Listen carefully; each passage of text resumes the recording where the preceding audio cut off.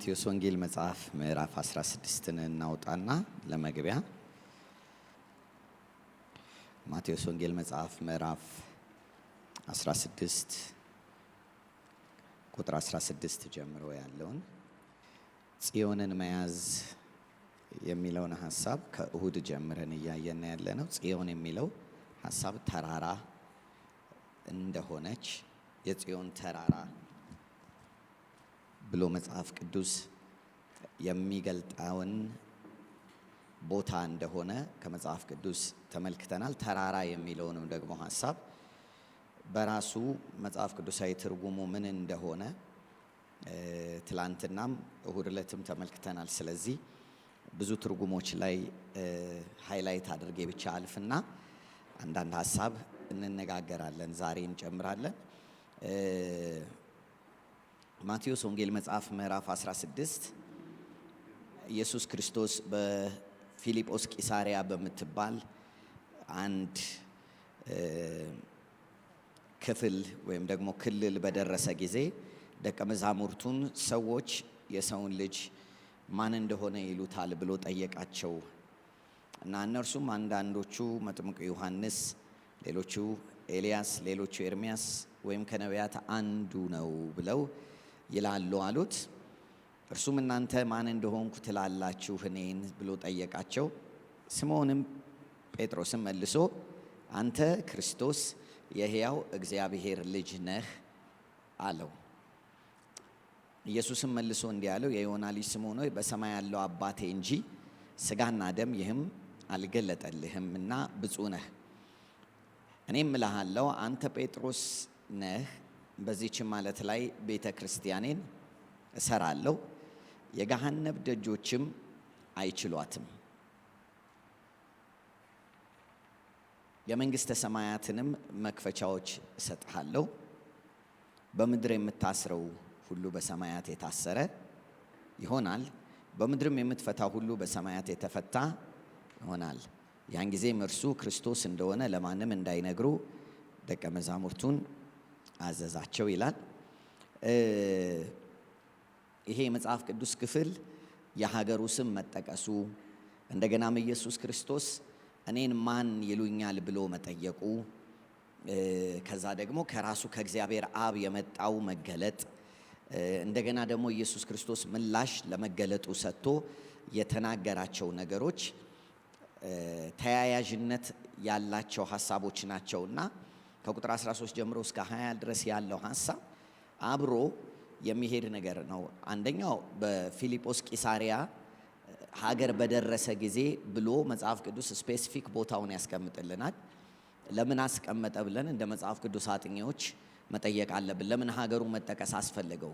ለምን የሆነ ሌላ ቦታ ላይ ይሄን ጥያቄ አልጠየቃቸውም የሚለውን ነገር መጠየቅ አለብን። የመጽሐፍ ቅዱስ አስተማሪዎች፣ ታሪክ አዋቂዎች ሲናገሩ ፊልጶስ ቂሳሪያ የምትባለዋ ከተማ ወይም ደግሞ ክልል በወቅቱ ይገዛ ከነበረ አንድ ገዢ ከነበረ ከሮማዊ አስተዳዳሪ ወይም ደግሞ ቄሳር ጋር የተሰየመች ፊልጶስ ለተባለ ገዢ ከተማዋ የተሰየመች ናት። ግን እሱ ብቻ ሳይሆን በዛ ዘመን ቄሳር ወይም ደግሞ በሮማውያኖች ኢምፓየር ግዛት ውስጥ የነበረው ቄሳር ማለት ዋናው ንጉሱ ፖፕ ወይም ደግሞ ዋናው ቶፑ ፕሬዚደንት ወይም ደግሞ ንጉስ የምንለው እንደምንል ነው። ቄሳር የሱ ስም ነው። ስለዚህ ፊልጶስ የሚባል ቄሳር ነበረ፣ ልክ ንጉሰ ነገስት አቶ እንትና እንደሚባለው ማለት ነው። ስለዚህ እነዛ ወቅት ላይ የነበሩ ቄሳሮች ሁሉ ምን ብለው ያምኑ ነበረ? እኛ የአማልክቶች ልጆች ነን፣ አማልክቶች ነን እና እኛ በምንጠራበት ቦታ ሁሉ የመገኘት አቅምና ስልጣን አለን ብለው ያምኑ ነበር እና እቺን ከተማ ለአማልክቶቻቸው ሴንተር አድርገዋት ነበረ። ወይም ደግሞ ከተማዋ በአጠቃላይ እውቅ የተባሉ በወቅቱ የነበሩ አማልክቶች እንደነ የጠረፏ ንግስት የምንለውን አማልክት እንደነ ፓን የተለያዩ አማልክቶች መቅደስ ተሰርቶላቸው መሰዊያ ተሰርቶላቸው በብዙ ኮረብቶች ላይ በብዙ ከፍ ባሉ ቦታዎች ላይ ይሰዋላቸው ነበረ። ኮረብታማ አካባቢ ነው ቦታው። ወደ ላይ ከፍ ከፍ ያሉ ቦታዎች አሉ፣ ሃይ ፕሌስስ የምንላቸው። መጽሐፍ ቅዱስ ለምሳሌ በከፍ ባለው ኮረብታ ላይ መስዋዕት ሰው ይላል አይደል? እየወጡ እና ይሄ ከፍ ያሉ ቦታዎችን ይመረጥበት የነበረው ከአማልክቶች ጋር ለመገናኘት ከመንፈሳዊ ዓለምና ከገዢዎች ጋር ሰውን ያስተዳድራሉ ተብለው ከሚታመኑት የመንፈስ ዓለም አለቆች ጋር ለመገናኘት ሰዎች መስዋዕት የሚሰዉት የት ሄደው ነው? ከፍ ያለ ቦታ ሄደው ነው።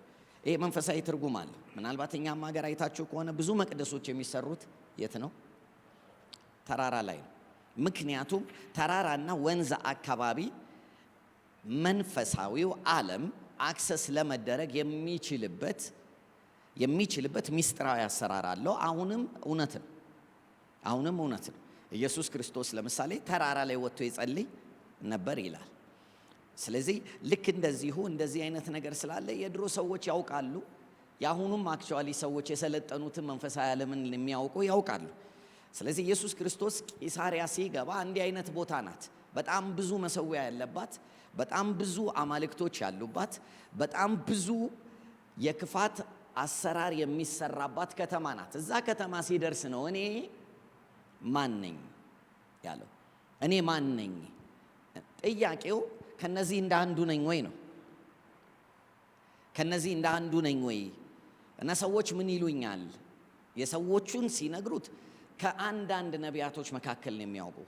እናንተ እኔን እንዴት ነው የምታውቁኝ ብሎ ሲላቸው እግዚአብሔር ለጴጥሮስ የሰጠው መልእክት ሰዎቹ እንደሚሉት አይደለም። በነገራችን ላይ ሁለት ነገር ፈተን እንሂድ እዚህ ጋር።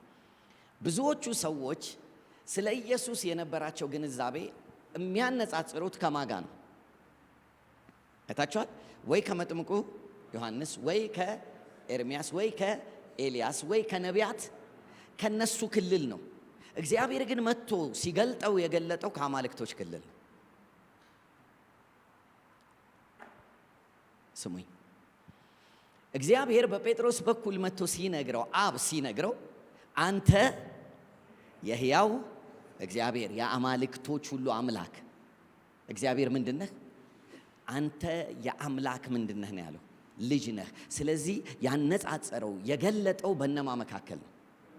እዛ ጋር አማልክት ነን ብለው በተመደቡ ብዙ መሰዊያ በተሰራላቸውና ብዙ መስዋዕት በሚሰጣቸው አማልክቶች ላይ ነው አዋጁ የተነገረው።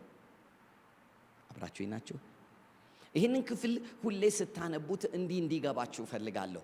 ማቴዎስ 16 አንተ የሕያው እግዚአብሔር ልጅ ክርስቶስ ነህ የሚለው አዋጅ ፈጽሞ ከሰዎች ጋር ተነጻጽሮ የተሰጠው ሳይሆን በፊልጶስ ቂሳሪያ በምክንያት ከአማልክቶች መካከል ባለው ለአማልክቶች በር ተከፍቷል። የገሃነብ ምን ብሏቸዋል? ደጆች። ስለዚህ እዛ ቦታ ላይ ሄደው ነው አንተ አለ እግዚአብሔር እኮ ነው የተናገረው። ጴጥሮስ እኮ አይደለም የተናገረው። በነገራችን ሄሎ ከኔ ጋር ናቸው። እኛ ነን እኮ ማን ተናገረ የምንል። ኢየሱስ ግን እኮ አንተ አልተናገርክም አለው። ፕሮፌሲ ነው በአንተ ያለፈው ማን ነው? እግዚአብሔር ነው። ምክንያቱም ጴጥሮስ ሲናገርማ ምን እንደሚናገር ይታወቃል፣ በታሪክ ይታወቃል። ጴጥሮስ ሁለት ጊዜ ማለት ሳይመሽበት እኮ ነው። ሳይመሽ ሁለት ጊዜ የመንፈሱ ዓለም መገለጫ ፕሮፌቲክ መገለጫ ሆኗል። ካያችሁ እዚህ ጋር አንተ የሕያው እግዚአብሔር ልጅ ክርስቶስ ነህ ያለው ማን ነው? አብ ነው። አብ በጴጥሮስ። ወረድ ብላችሁ ደግሞ እዚሁ ምዕራፍ ላይ ምን አይሁንብህ ሲል ኢየሱስ የተናገረው ማን ነው አለ። አሁን ደግሞ አስቡት፣ በደቂቃ ልዩነት። ለዚህ እኮ ነው ታውቃላችሁ ወደ ሰው አንዴ በመንፈስ ተናግሮ አንዴ በማን ሊናገር ይችላል። እና አጠገባችን ለው ሰው ነብዩ ሁሉ አትመን በሉት። በዛው ሳይውል ሳያድር ኢየሱስ አጠገብ ያለ ሰውዬ አንዴ አንዴ በአብ አንዴ በራሱ አይደለም በሰይጣን። እንዴ አንተ ሰይጣን ዞር በል እኮ ነው ያለው አይደል እንዴ? ሄሎ በራሱ ተናግሮ አያውቅም ጴጥሮስ። እዛ ጋር ሁለቱም ጋር በማን ነው የተናገረው? በአብና በሰይጣን። ሄሎ እኛም በአብና በሰይጣን ብዙ እንደምንናገር ታውቃላችሁ። በአብ ስንናገር የምናውጀው የሰማዩን፣ በሰይጣን ስንናገር የምናውጀው እና በአብና በሰይጣን ሆኖ ለማወጅ ይሄን ያህል የጊዜ ጋፕ አያስፈልገንም። የሰው ልጅ እዚህ ጋር በአብ አውጆ እዚህ ጋር በማን ሊያውጅ ይችላል? በሰይጣን። ኢየሱስ እዚህ ጋር ቢሰማ አሁን አብ ነው ይለናል፣ አሁን ብሎ ይነግረናል ማለት ነው። አሁን እንደዛ ነው የሆነው። ስለዚህ ጴጥሮስ አይደለም ኮንፌስ ያደረገው እግዚአብሔር አብ ነው። በእርሱ ደስ የሚለኝ የምወደው ልጄ ያለው እግዚአብሔር አሁን ደግሞ ጴጥሮስ ጋር መጣና በሱ በኩል አልፎ ምን አለ? አንተ የሕያው እግዚአብሔር ልጅ ማነህ? ክርስቶስ ነህ። ስለዚህ አሁን ተመልከቱ፣ ይሄ የሕያው እግዚአብሔር ልጅ ክርስቶስ ከመጥምቁ ዮሐንስ ወይ ከኤርሚያስ ወይ ከኤልያስ ጋር ተነጻጽሮ ነው ወይስ ከአማልክቶቹ ጋር? ይሲ እንዲህ ነው እንድታስቡ የምፈልገው። ፊልጶስ ቂሳሪያ የአማልክቶች መቀመጫ ከተማ ነበረች። ሰዎች ለተለያዩ አማልክቶች በስማቸው ምን አድርገውላቸው ነበር? የኮረብታ መስገጃዎች አድርገውላቸው ነበር። በስማቸው መስዋዕት ይሰጣቸው ነበር። በስማቸው አትራክት የሚያደርጋቸውን ኪዳን ያደርጉላቸው ነበር። እኔ ጋር ናችሁ? ስለዚህ ፊልጶስ ቂሳሪያ ለአማልክቶቹ፣ ለጨለማው ዓለም ገዢዎች፣ ማህበረሰቡን በክፋት ለሚያስተዳድሩት አመፀኛ የዲያብሎስ የመንግስት ስልጣን ተዋረዶች ምን የተባሉ ነው? የተቀደሰ ቦታ ነው። ኢየሱስ እዛ ሲገባ ነው እኔ ማን ነኝ ያለው። ስለዚህ አንድም ቀን መጽሐፍ ቅዱስ ኢየሱስን ከስጋ ለባሽ ጋር አነጻጽሮት አያውቅም። ለምሳሌ ኢየሱስ ክርስቶስን ብዙ ጊዜ አመፅን ጠልተህ ምን ስለወደድክ፣ ጽድቅን ስለወደድክ እግዚአብሔር ይላል። ያዌ ከማ የሚመስለን ባልንጀሮቹ እነ ጴጥሮስ እነ ዮሐንስን አይደለም። ከባልንጀሮችህ ይልቅ ለይቶ በደስታ ዘይት ቀባህ ሲል እኔ ግን ንጉሴን ቀባሁት ማለት በአማልክቶች ላይ ነው እግዚአብሔር ኢየሱስን የቀባው። ሄሎ። ስለዚህ አሁን እንዲህ አይነት መጽሐፍ ቅዱስ ክፍሎችን ስታነቡ ከሰው ጋር አታነጻጽሩት። ኢየሱስ ክርስቶስ ፍጹም ሰው ሆኖ መጣ እንጂ የአማልክቶች ሁሉ አምላክ የሆነው የእግዚአብሔር ልጅ ነው። ስለዚህ ማቴዎስ 16 ላይ አሁን ኢየሱስ ክርስቶስ ልክ ጴጥሮስ ሲናገር ያንን ንግግር ፕሮፌሲውን ሲያመጣ ወዲያው ለጴጥሮስ በኋላ በሰይጣን ፕሮፌሳይ እንደሚያደርግ ስለገባ አሁን የተናገርከው አንተ አይደለም። ማን የተናገረዋል? አባቴ ነው አለ። አሁን አባት ሲናገር እዛ ውስጥ ገብታችሁ ስሙልኝ። ማን የተናገረው? አባት ነው። አባት ሲናገር እነማን ናቸው የሚሰሙት? ልጆች ይሰማሉ። ግን አብ እኮ ሲያውጅ መንፈሳዊ ዓለም ነው የተነገረው። he is actually saying እንዲህ ያለ ነው፣ here comes my son, he will be the judge። የሚፈርድባችሁ ቅዱሱ ይሄ ነው። ሄሎ አብራችሁ ናችሁ? መንፈሳዊ ነገርን እየተረዳን እንድንሄድ ስለምፈልግ ነው መጽሐፍ ቅዱስን ስናነበው። ማለት መጽሐፍ ቅዱሱ እንትን አይሆንብን። it's full of persons። ቃሉ ፊደል አይደለም። ቃሉ መንፈሳዊ ዓለም ላይ ገብታችሁ ከመንፈሱ ዓለም ጋር የምትነጋገሩበት ነገር ነው። ስለዚህ እንድታስቡ ፈልጋለሁ። ሌላም አንድ ነገር እንጨምር እዚህ ጋር አብራችሁ ይሁኑ። እታች ስትወርዱ ኢየሱስ ክርስቶስ ወረደና የሰው ልጅ አለ በአለቆች አልፎ ሊሰጥና ሊገደል ይገባዋል፣ በሶስተኛውም ቀን ምን ይሆናል? ይነሳል ብሎ መናገር ሲጀምር ጴጥሮስ ምን ሆነ? አይሁንብህ ብሎ ይገስጸው ጀመረ። ከዛ ኢየሱስም ዞር ብሎ ማንን ያወራው? ተመልከት። ስለዚህ ማን ነበር እዛ ጋር? እስቲ ሰይጣን ነበር በሉ። ኦራይት፣ አሁን እንዲገባችሁ ነው። ማን ነበር? 12ቱ ብቻ አይደሉም። ማን ነበር? ሰይጣን ነበር። ስለዚህ ይሄ አንተ የሕያው እግዚአብሔር ልጅ ክርስቶስ ነው የሚለውን አዋጅ ማሰምቷል። ስለዚህ እዛ ቦታ ላይ እንዲህ ብንለውስ የአማልክት ጉባኤ ነው። አማልክቶች ሁሉ ምን እያሉ ነው? እየሰሙ ነው። እግዚአብሔር ሲናገር ነገሩን ለ12ቱ አይደለም የገለጠው። ሰይጣንም ባለበት፣ አለቆችና ስልጣናቶችን ባሉበት ይሄ አለ የሕያው እግዚአብሔር ልጅ ክርስቶስ ገዢው ነው፣ የተቀባው እሱ ነው፣ የሚፈርድባችሁ እሱ ነው፣ ምድርና ዓለምን የሚወርሰው እርሱ ነው፣ ከእጃችሁ አለቅነትንና ስልጣናትን የሚወስደው እርሱ ነው ብሎ እግዚአብሔር የተናገረ። ስለዚህ ማቴዎስ 16 የሆነ ቀላል ነገር አይደለም። ማቴዎስ 16 በመንፈሳዊ ክልል ውስጥ የተደረገ ወሬ ነው፣ ንግግር ነው፣ አዋጅ ነው፣ ወይም ደግሞ ስቲፑሌሽን ይሉታል። ይሄ የመንግስት ስርዓት ላይ ስቲፑሌሽን ማለት አንድ መንግስት የአዋጁን የሚናገርበትና የሚያስረግጥበት የሚያተምበት ነው። እግዚአብሔር አተመ፣ ከእንግዲህ በኋላ አማልክቶች ሁሉ ይሻራሉ፣ ስሙ ክርስቶስ የተባለ የእግዚአብሔር ልጅ መጥቷል።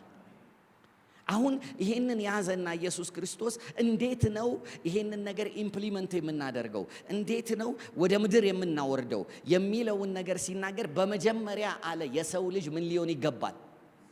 ሊሰቀል ይገባል፣ ሊሞት ይገባል። በሶስተኛው ደግሞ ከሙታን ምን ይላል? ይነሳል። this is the first stage። ይሄ የመጀመሪያው ስቴጅ ነው አለ። ሁለተኛው ስቴጅ አለ እንደገና ደግሞ ቤተ ክርስቲያኔን ምን እላታለሁ አለ እሰራታለሁ አለና የገሃነብ ደጆች እነዚህ ሁሉ ከዚህ በኋላ ምን አይሉም አይችሉኝም አላለም። እኛ እስካሁን ድረስ አይችሉህም ነው የምንለው። ሄሎ አብራችሁ ናችሁ? ኢየሱስ ክርስቶስ አይችሉኝም አላለም። እንደማይችሉት ድሮም ይታወቃል። አሁን የማይችሏትን መፍጠር ነው የፈለገው። ስለዚህ መጽሐፍ ቅዱስ ሲናገር በዚህ አለት ላይ ኤክሌሲያዬን ምን እላለሁ እሰራለሁ አለና ከዛ በኋላ ይሄ አለት the revelation of Christ ወይም ደግሞ ይሄ ዝም ብሎ በስብከት ያገኘነው ክርስቶስ አይደለም ማለቱ። ስሙኝ፣ በዚህ አለት ላይ ሲል ኢየሱስ ክርስቶስ በጴጥሮስ ላይ አይደለም ያለው። ኦኬ፣ በዚህ አለት ላይ ሲል ፔትራ የሚል ቃል ነው የተጠቀመው። ፔትራ የሚለው ቃል ደግሞ ዝም ብሎ አለት ማለት አይደለም፣ ቋጥኝ ማለት ነው። በጣም ትልቅ ነው። ስለዚህ እያለ ያለው ከነዚህ ከፍ ካሉት ሁሉ በላይ የሆነ ከፍ ያለ ኢንስቲትዩሽን፣ ከፍ ያለ ኤንቲቲ እፈጥራለሁ አለ። በሱ ላይ ምንን እሰራለሁ አለ? ኤክሌሲያዬን እሰራለሁ አለና የገሃነብ ደጆች እነዚህ ሁሉ ምን አይሏትም?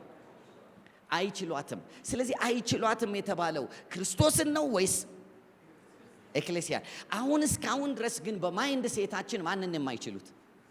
ክርስቶስን።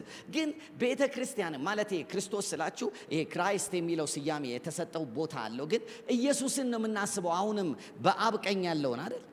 እሱ ደግሞ ምን አለ? ትራንስፈረንስ ኦፍ ፓወር ኦቶሪቲ አድርግ ያለው እኔ አለ የመጀመሪያውን ስራ ሰራለሁ። የመጀመሪያው ስራ ምንድን ነው አለ? መገደል፣ መቀበር፣ ከሙታን በመነሳትና አለቆችና ስልጣናትን ሁሉ ምን ማለት መሻርና ኃጢአትን ሁሉ በደሜ ምን ማለት ማስተሰር። ይሄንን ካደረኩ በኋላ የምፈጥረው ቦዲ አለ የምፈጥረው ግን አካል የምፈጥረው ማህበረሰብ ማን የማይችለው ነው?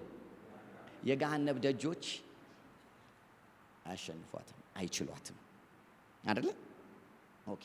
ስለዚህ የማይችሉት ኢየሱስን ሳይሆን የማይችሉት በኢየሱስ ክርስቶስ ላይ የተሰራችውን ማንን ቤተ ክርስቲያን። ስለዚህ ሁኤቨር በስብከት ሳይሆን በመንፈስ ቅዱስ ኮሚኒኬት የተደረገ ክርስቶስን ነው የሚያሸንፈው። አሁንም ደግሜ እናገራለሁ፣ ክርስቶስ በስብከት ኮሚኒኬት አይደረግም። ክርስቶስ በስብከት ይነገራል እንጂ ክርስቶስ ኢምፓርት መደረግ የሚችለው አዘ ፐርሰን ኦፍ ዘ ስፒሪት ነው። መንፈስ ነው ክርስቶስን ምን ሊለው የሚችለው። ለዚህ ነው ጳውሎስ ሲናገር የልቦናችሁ አይኖች በርተው አለ በውስጠኛው ሰውነታችሁ ክርስቶስ ኢየሱስን አይደለም እንዲሰራ። ስለዚህ ይሄ ዝም ብሎ ደግሞ ቸርች መጥቶ አዳራሽ ውስጥ ተገኝቶ ክርስቶስን በፐርሰን ሁድ በፐርሰን ኦፍ ክራይስትን ሰው ላያገኘው ይችላል። ምክንያቱም he is not a preaching, he is not actually a teaching። እሱ he is a person፣ ራሱ ፐርሰን ነው። በመንፈስ ቅዱስ ብቻ ነው ኮሚኒኬት የሚደረገው ሪሌት የሚደረገው። ስለዚህ አሁን በእርሱ ላይ ምን እላታለሁ ነው ያለው? እሰራታለሁ።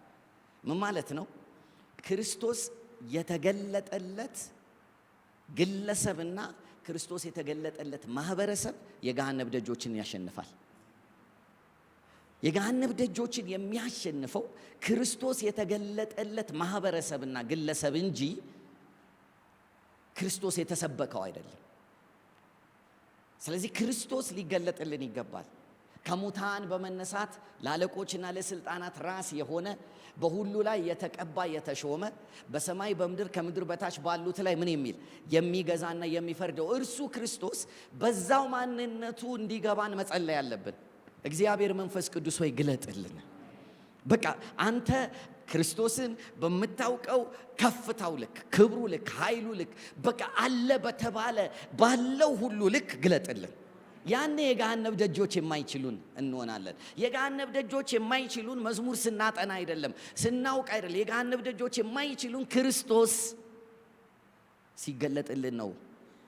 ሄሎ እንድታስቡ ትፈልጋለሁ። ከዚህ የምነሳበት ምክንያት ስላለኝ ነው። በዚህ አለት የሚለው ፔትራ የሚለው ምንድን ነው ብያቸዋለሁ?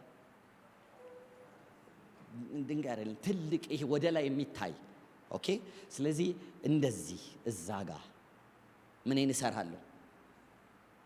ኤክሌሲያዬን እሰራለሁ። ከዛ የገሃነብ ደጆች አይችሏትም። አስቡት፣ ክርስቶስ ኢየሱስ ሲገባችሁ ታስታውሳላችሁ። ጳውሎስ ኢየሱስ ክርስቶስ በእናንተ ውስጥ አይደለ እንዲሳል ፎርም እንዲሆን ስለ እናንተ እየጸለይኩ ነው ያለ። መጋደል ላይ ሁሉ ነኝ አለ። በአይናቸው ስላላዩኝ በየት ስለሚኖሩ አለ በእናንተ ዘንድና ከነሎዶቅያ ወዲያም ስለሚኖሩት ሁሉ እኔ ክርስቶስ ይገለጥላቸው ዘንድ የጥበብና የእውቀት መዝገብ ያለው ያ ክርስቶስ የሚገለጥላቸው ዘንድ ምን እያልኩ ነው አለ? I am praying, interceding። ጸሎት ነው ክርስቶስን የሚገልጠው። ኢንተርሴሽን ተንበርክኮ ክርስቶስ ሆይ ተገለጥልኝ፣ እግዚአብሔር ሆይ ክርስቶስን አስተምረኝ። አንተ የኔ ክርስቶስ ያልከውን እሱን ልወቀው። የኛን ክርስቶስ ሳይሆን የማንን ክርስቶስ? የእግዚአብሔርን ክርስቶስ። በመንፈስ ቅዱስ ኮሚኒኬት ስንደረግ የገሃነብ ደጆች የማይችሏት የሚባለው ኤንቲቲ ትፈጠራለች። ኦኬ። ጳውሎስ የትኛውን ክልል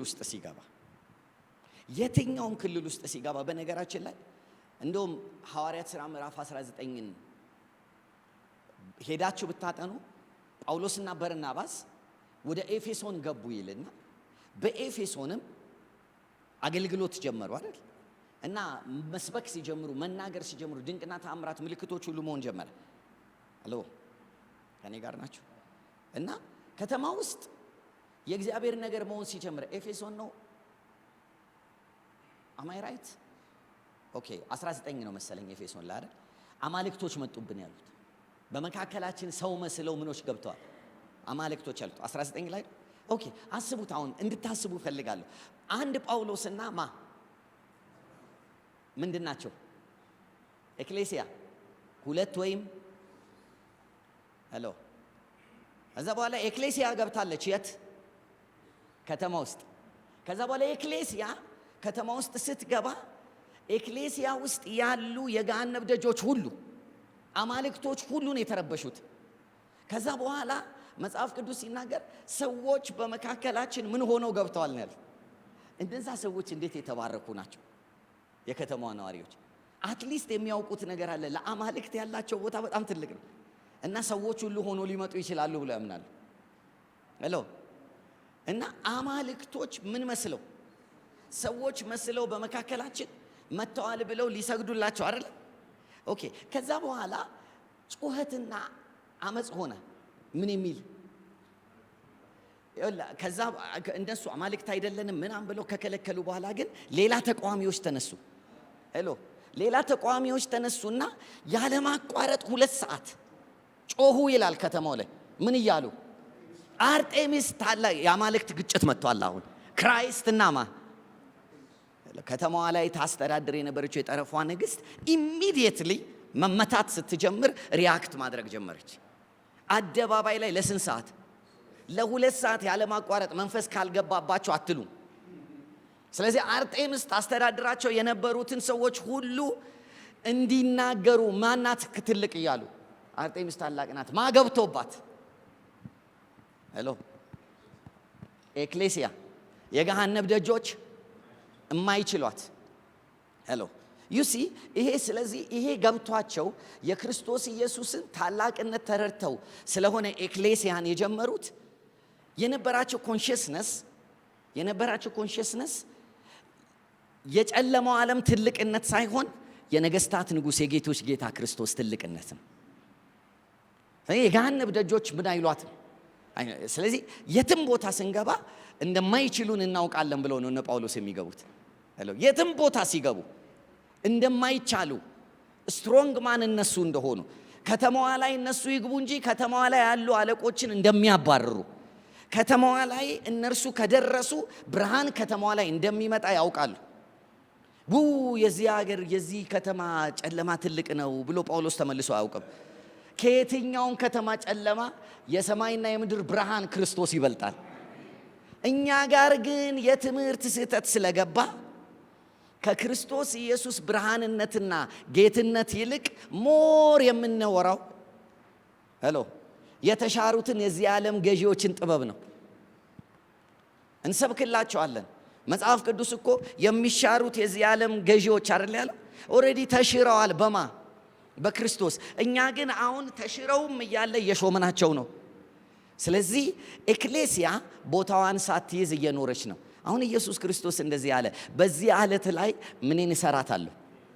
ኤክሌሲያን እሰራለሁ አለ። ኤክሌሲያን እሰራና ስሰራት ግን የኤክሌሲያ ኔቸሯ ምንድን ነው ያለው? የገሃነብ ደጆች ምን አይሏትም? አያሸንፏትም። ምን ማለት ነው? እዛ ቦታ ላይ በየኮረብታው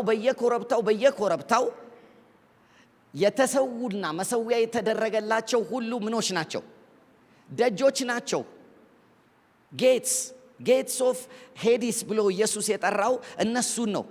ስለዚህ በነሱ በኩል ሰዎች ልክ ለነሱ መስዋዕት ሲያደርጉ ሳክሪፋይስ ሲሰጧቸው ከነርሱ የተዋረደ ጥበብ ወደ ሰዎች ይመጣል። የተበላሸ ጥበብ ወደ ሰዎች ይመጣል። ስለዚህ ማህበረሰቡን ሁሉ ከሚካፈሉት የአመጽ ጥበብ ያስተዳድራሉ፣ ይፈጥራሉ ማለት ነው። ስለዚህ እርኩሰትን ለዚህ ነው መጽሐፍ ቅዱስ ሲናገር ካያችሁ አማልክት ሊያመልኩ እሺ አንድ ጊዜ ሌላ ቦታ ባልወስዳችሁ ደስ ይለኝ ነበር፣ ግን አንድ ጊዜ ዘሁልቁ መጽሐፍ ላይ ትላንትና እሁድ ዕለት ትንሽ አንስተነዋል አይደለ? ዘሁልቁ መጽሐፍ 24 ላይ የበለዓምን ታሪክ ከጨረስን በኋላ የተፈጠረ ነገር አለ። አንዴ ወደዛ ልውሰዳችሁና ዘሁልቁ 25ኛው ምዕራፍ እዛ ጋር ናችሁ? እሺ 23 24 በለዓም ተጠርቶ መናገር ከጀመረበት ጊዜ ጀምሮ የነበረውን ነገር እሁድ ዕለት ስናነበው ትዝ ይላችኋል። የነበራችሁ ሰዎች በለዓም እስራኤልን ሲመለከት በመንፈስ ሲያየው የእስራኤል ፖዚሽን አለ። ከዛ በኋላ በእስራኤል ነገዶች መካከል ያለ የቅባትን ነገር ሁሉ አይቷል በለዓም። ይህንን ሁሉ አይቶ ጨርሶ እኔ እንደውም ሞቴን ከነሱ ጋር እንደነሱ ባደረገው ምናምን ብሎ እግዚአብሔር ያረገመውን አልረግምም ብሎ ሲሰናበት ይላል። ምዕራፍ 25ን አንብቡት ቁጥር 1 ምን ይላል? እስራኤልም ተመልከቱ፣ አሁን ምን እሱ ላይ አይሰራም ተብሏል። ሟርት አይሰራም፣ አስማትም አይሰራም። አስቡት። ከዛ በኋላ እስራኤልም ይላል በሰጢም ምን አሉ? ተቀመጡ። ከዛስ ህዝቡም ከሞዓብ ልጆች ጋር ያመነዝሩ። ካኑ ኢማጂን ይወላችሁ ከመንፈስ ዓለም ለነሱ ምን አስማት የማይሰራበት ሟርት የማይሰራበት እግዚአብሔር የመረጠው ምናምን ከተባለ በኋላ ልክ እንደ ጴጥሮስ ነው ቅድም አንተ እንዳለው። አሁን ደግሞ ህዝቡም ከማጋ ይላል ከሞዓብ ልጆች ጋር ምን ይሉ ጀመር? ያመነዝሩ ጀመር። አሁን ይወላችሁ ኖርማሊ እኔና እናንተ በጣም ወዲያው የሚመጣልን ይሄ ማመንዘር ምናምን የሚለው ነገር ሴክሹዋል የሆነ ኢንተራክሽን ውስጥ ገብተው ከዛ ምናምን ይሄ ፊዚካል የሆነው ነገር ዝም ብሎ የሚመጣ አይደለም። ቀጥላችሁ ሄዳችሁ እስቲ አንብቡት። ሕዝቡንም ወደ አምላኮቻቸው መስዋዕት ምን አሉ? ዩሲ ዋናው ነገር ይሄ ነው። እስራኤልን ሊያበላሸው የሚችለው ነገር ምኑ ነው? ወደ አማልክቶቻቸው ምን መስዋዕት ምን አሏቸው? ጠሯቸው። አሁን ልክ እስራኤል ከሆነ ሰዓት በፊት እኮ የማይቻል ነው። ከሆነ ሰዓት በፊት እኮ አስማት አይሰራበትም፣ ሟርት አይሰራበትም። ክልሉ በጣም ባፈር ዞን ነው። መላእክቶች እየከበቡት ነው። አሁን ግን የሞዓብ ልጆች ወደ ምኖቻቸው ጠሯቸው ነው የሚለው። ወደ አማልክቶቻቸው መስዋዕት ጠሯቸው ይልና መስዋዕቱ ጋር ሄዳችሁ አማልክቶቹ የሚሰዋላቸው መሰዊያ ጋር ሄዳችሁ ጆይን አድርጋችሁ ከተካፈላችሁ መንፈስ ይወርድባቸዋል። ሄሎ እኛ ስናመልክ ምንድነው የሚወርድብን? እነሱ ሲያመልኩ እንዴ ምን ነካችሁ? መንፈስ ነው የሚወርድባቸው እነሱ። ስለዚህ እኛ ጌታን ስናመልከው መንፈስ ቅዱስ መገኘቱ እንደሚመጣና የመንፈስ ህልውና እንደሚኖር እነሱም አማልክቶችን ሲያመልኩ የአማልክቶቹ መንፈስ ህልውና ይመጣል። ስለዚህ ኢሚዲየትሊ የአማልክቶቹ መንፈስ እነሱ ጋር ሲመጣ ስራቸው ይቀየርና ማመንዘር፣ መጨፈር፣ መጠጣት፣ መስከር ይሆናል። ስለዚህ እነዚህ ነገሮች የስጋ ፍላጎት አይደሉም፣ የማይ ኢምፓርቴሽን ነው። ኦኬ ትምህርት የገባችሁ ወይ? ሄሎ ስለዚህ መጽሐፍ ቅዱስ በኮረብታ መሰዊያ ላይ ሰው ሲል እግዚአብሔር ተጠንቀቁ እንዳታደርጉት ያላቸው በሬ እንዳያንስበት አይደለም፣ የከብት ቁጥር እንዳያንስበት አይደለም። ልክ መሰዋት ሲጀምሩ ፖርታል ነው የሚከፍቱት። they open a portal from the spirit world። እነዛ መንፈሶች ተንጠባጥበው እንደ ሳይንስ ፊክሽን የሚወርዱት ታውቃላችሁ አይደለ? ሌተስት የሚመጡ ፊልሞች አሉ፣ አይታችኋል አይደለ? እነዚህ ምንድነው የሚባሉት? እነዚህ ማርቨል ሙቪዎች አላያችሁ? ማርቨል ሙቪዎች ምናምን ቶር የሚባል የሆነ መዶሻ ያለው ምናምን ነገር እንዲህ ሲል ሰማይ ከፍቶ ከዛ የሚወርዱ የሆነ ነገር ገብቷቸዋል እኮ እነሱ። ከሰማይ የተዘጋጁ ጋንጩሮች አሉ። ወዴት ሊመጡ? ወደ ምድር ሊመጡ። ምንድነው የሚፈልጉት ሲባል በደም የሚደረግ ኮቨናንት መስዋዕት ከተሰዋላቸው፣ ልክ መሰዊያ ከተሰራላቸው ይወላችሁ አዲስ አበባ ቅድስቲት ከተማ ምናምን መዝሙር አያስቆማቸውም፣ ይገባሉ። ምን ካለ? መስዋዕትና መሰዊያ ካለ። ስለዚህ እግዚአብሔር ተጠንቀቁ አለ። ተጠንቀቁ፣ በኮረብታ ላይ መሰዊያ እንዳታደርጉ እንዳትሰዉ። ምክንያቱም ከሰዋችሁ ምኑንም ያህል የያህዌ አምላክ ሕዝብ ብትሆኑ ማን ይመጣል? ይገባሉ። ሄሎ ስለዚህ አሁን ኢየሱስ ክርስቶስ እንዲህ ነው እያለ ያለው። አሁን በዚህ ዓለት ላይ ሌላ ፖርታል እንከፍታለን አለ። ሌላ ሰማይን እንከፍታለን እግዚአብሔር የሚገዛበት። ከዛ በኋላ እነዚህ ሁሉ ምኖች ደጆች የተባሉት ምኖቹ ናቸው? በመስዋዕት ኪዳን ለአማልክቶቹ የሚደረገው ኮቨናንት። ሄሎ ለዚህ ነው የአንድ ሀገር የአንድ ህዝብ ፈውስ የሚጀምረው ኮቨናንት ከማፍረስ ነው። ኢትዮጵያ በትውልድ ለብዙ ዘመን ኮቨናንት እያደሰች ያለች ሀገር ናት። ከእግዚአብሔር ጋር ግን አይደለም። አንፎርቹኔትሊ አይደለም። እያንዳንዱ የበዓል ስም ያለው፣ እያንዳንዱ ባህል ውስጥ ተሰግስጎ የተቀመጠ ኪዳንን እያደሰ የሚሄደው ነገር ሁሉ የምድሪቱን ድህነት የሚያራዝም፣ የምድሪቱን ግጭት የሚያራዝም፣ የምድሪቱን ማንኛውንም ቆሻሻ የሆነ ነገር የሚያራዝም ነገር ነው። ስለዚህ መሰዊያዎቻቸው ምን በሉ ነው ያለው እግዚአብሔር? አፍርሱ። ስለዚህ ተሐድሶ መምጣት ካስፈለገ መጀመሪያ መፍረስ ያለበት ምንድን ነው ማለት ነው? መሰዊያ። ስለዚህ ኢየሱስ ክርስቶስ ምን አለ? ሌላ መሰዊያ እንሰራለን፣ ኤክሌሲያ የምትባል ኤክሌሲያን ከሰራን በኋላ የኤክሌሲያ ስራ ምን ይሆናል ሲባል መሰዊያ ማፍረስ።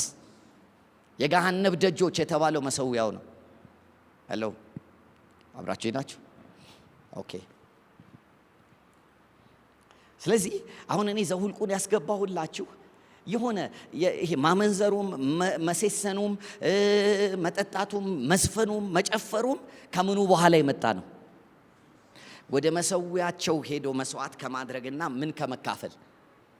የአማልክቶቹ መንፈስ ከመካፈል። ይሄ ደግሞ በብሉይ ኪዳን ነው እንዳትሉኝ፣ በአዲስ ኪዳን ራሱ ጳውሎስ ሲናገር ለአጋንንት የተሰዋ ይለዋል። በአዲስ ኪዳንም ይሄ እውነት ቀጥሏል። ምን አለ? ለአጋንንት ምን ያለ ማይ ፍሬንድ በደንብ ስሙኝ። እዚህ ቤት ያላችሁ ወዳጆቼ ስሙኝ። የቤተሰቦቻችን ባህል ነው እያላችሁ የምታደርጉት ነገር ሁሉ እየሰማችሁኝ ነው? የእግዚአብሔር ቃል የማይደግፈው ነገር ሁሉ የተረገመ ነው። እኛ ቤት የተለመደ ነው፣ ባህላችን ነው የምትሏቸው ስመጥር በዓላቶች በመንፈስ ቅዱስ እስካን መደረግ አለባቸው። ሲያልፉ ቢፕ ቢፕ ካለ ምን መሆን አለበት? መፍረስ አለበት። መሰዊያ ነው። ስለዚህ ጳውሎስ እንደዚህ አለ፣ እንዴ ይሄን አታውቁምን አለ። አህዛብ ለምኖች እንደሚሰዉ፣ ለአጋንንት እንደሚሰዉ፣ ለአጋንንቶች እንደሚሰዉ፣ ለአጋንንቶች እንደሚያቀርቡ አታውቁምን? ከዛ ደግሞ እነሱ ያቀረቡላቸውን ያንን መስዋዕት የጌታ እራት ሄዳችሁ ምን ካላችሁ ከተካፈላችሁ ለነሱ ነው የተካፈላችሁት። ሄሎ። ስለዚህ በስመ ማህበር፣ በስመ ጽዋ፣ በስመ የቤተሰብ ግንኙነት የምታደርጓቸውን የምታድሷቸውን መሰዊያ ሳታፈርሱ የተሐድሶ ኤክሌሲያ መሆን አትችሉ። ሃው ፎርቹኔት አይ አም። ምክንያቱም እናቴ ከመጀመሪያ ጌታን እንደተቀበለች የቆረጠችልን ነገር እኛ ቤት ቢኖር ይሄንን ግሳግስት ፋሚሊ ውስጥ አለ የተባለው ነገር እኛ አናውቀውም፣ ባህልም የለንም። ሄሎ። ብዙዎቻችን ግን እስካሁን ድረስ የቤተሰብ እያልን አስቀምጠነዋል። እንግዲህ ከኛም ይጀምራል። መዳን ከኛ ይጀምራል። ፈውስ ከኛ ይጀምራል። እዛ ተራራ ላይ የሚሰየምና ከዛ ተራራ ሆኖ ሌሎቹን ተራራ ገዛለሁ የሚል መጀመሪያ እሱ ጋር ያለውን ከቨናንት ያፈርሳል። ታስታውሳላችሁ ጌዲዮንን? እግዚአብሔር ተገለጠለት።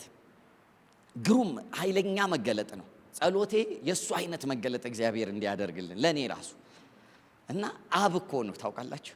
እግዚአብሔር አብ፣ እግዚአብሔር ወልድ፣ እግዚአብሔር መንፈስ ቅዱስ በአንድ ጊዜ የተገለጠለት ሰው ቢኖር ጌዲዮን ነው ታውቃላችሁ።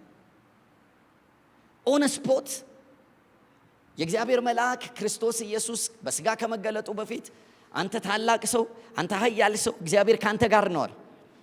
ከዛ በኋላ እሱ እያነጋገረው እያለ ፊቱን ወደ እርሱ ዞር አድርጎ ፊቱን አሳይቶት ከዛ በኋላ የእግዚአብሔር መልአክ መሆኑን አይቶ ተአምራቱን ተመልክቶ መስዋዕቱን እንደዚህ በእሳት ሲበላው አይቶ ሲሰወር አይቶ ወየው ጠፋው ሲል ሌላ እግዚአብሔር ተገባና ሻሎም አለው። የሰላም አምላክ ራሱ ሁለንተናችሁን ይቀድስ እግዚአብሔር አብ።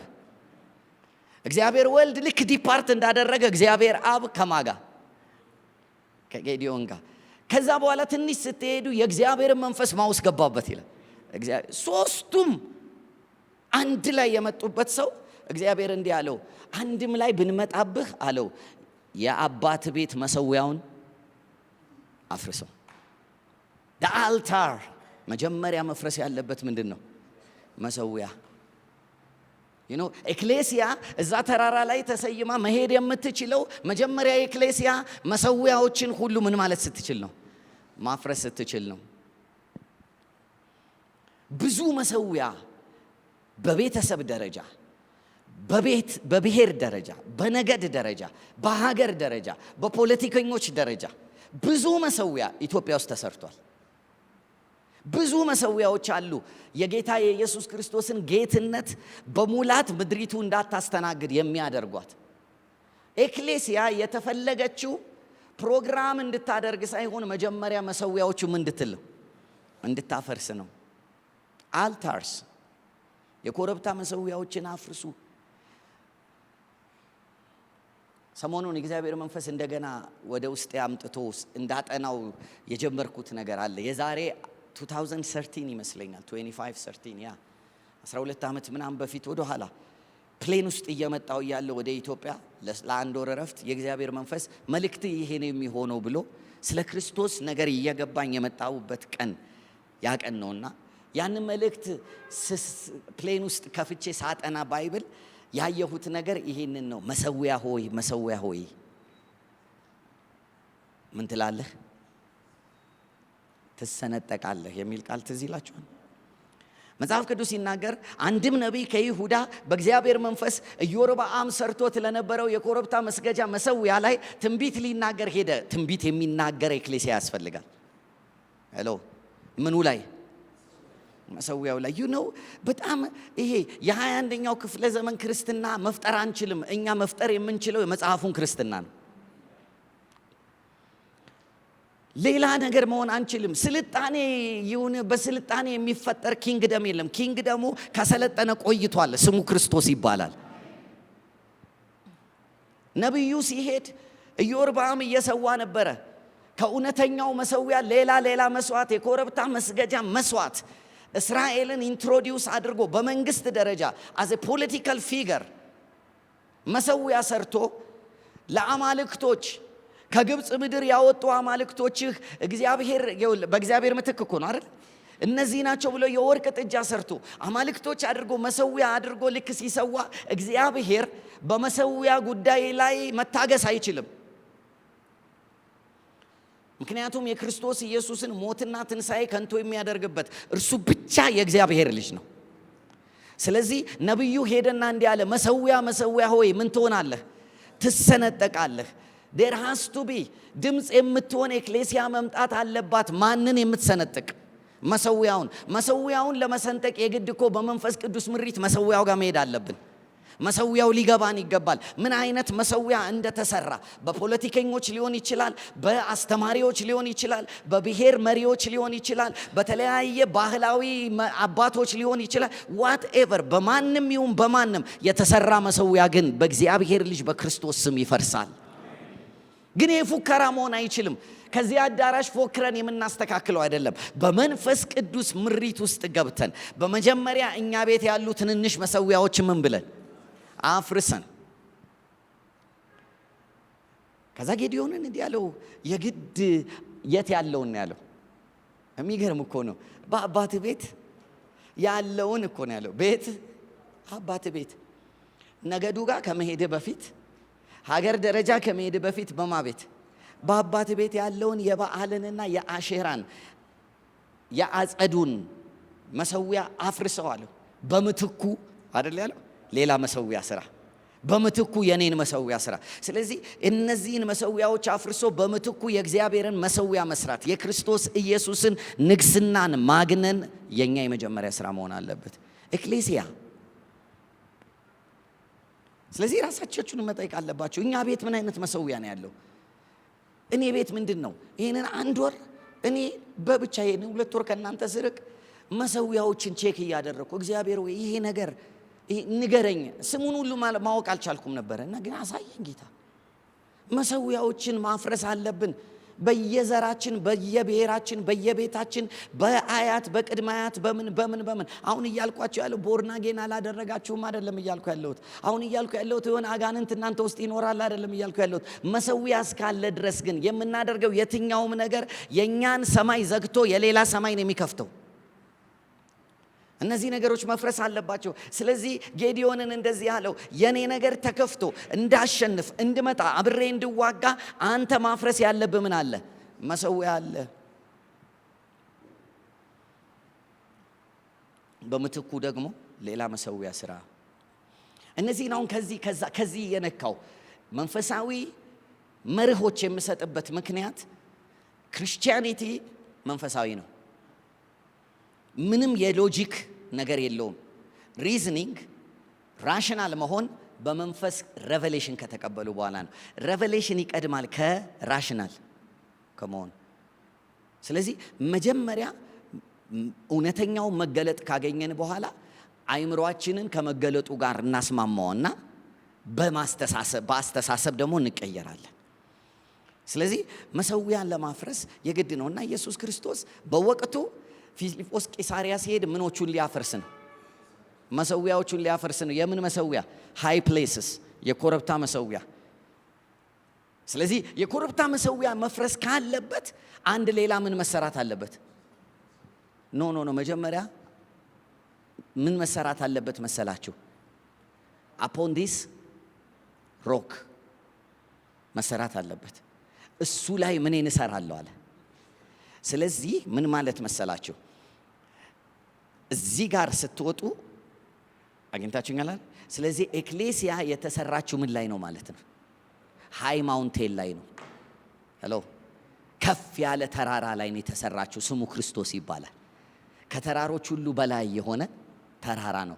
እጅ ሳይነካው ተፈንቅሎ የወጣ ድንጋይ ከዛ በኋላ ምን የሆነ ታላቅ ተራራ የሆነ። ስለዚህ በሰማይ በምድር ከምድር በታች ባለ ሁሉ ላይ የተቀባ ከስም ሁሉ በላይ የሆነን ስም የወሰደ በአብ ቀኝ የተቀመጠ የኃይል በትር የተሰጠው ገዢ የሆነውን ክርስቶስን ሰው አንደርስታንድ ማድረግ ሲጀምር ኢሚዲየትሊ ፖዚሽኑ ወደ ላይ ይወጣል፣ ከፍ እያለ ይሄዳል።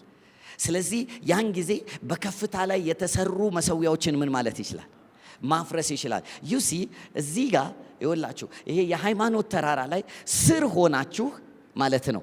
እዛ የቤተሰብና የንግድ የፖለቲካ የመዝናኛ የትምህርት ይሄ የሚዲያ ተራራ ጫፍ ላይ ያሉትን መምታት አትችሉም። የግዴቱ ጋር መውጣት አለባችሁ። እናንተም you need to be there። አብራችሁ ናችሁ። ስለዚህ የመጀመሪያው ኃላፊነታችን የሚሆነው ምንድነው ከተባባልን የመጀመሪያው ኃላፊነት የሚሆነው ቤተክርስቲያንን ማንቃት ነው። the true ecclesia መጀመሪያ መፈጠር አለባት። the true ecclesia የገሃነም ደጆች ምን የማይሏት የማያሸንፏት የማይችሏት።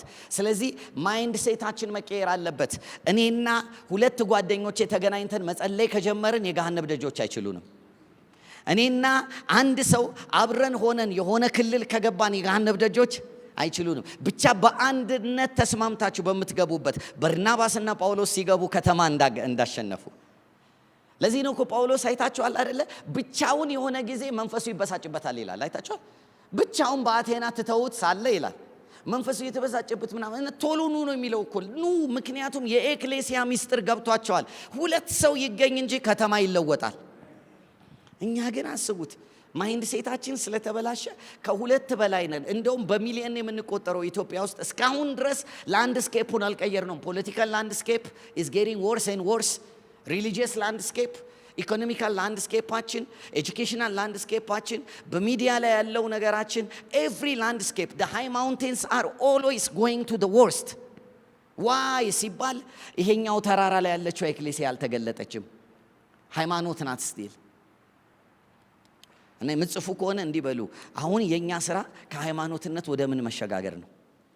ወደ ኤክሌሲያነት።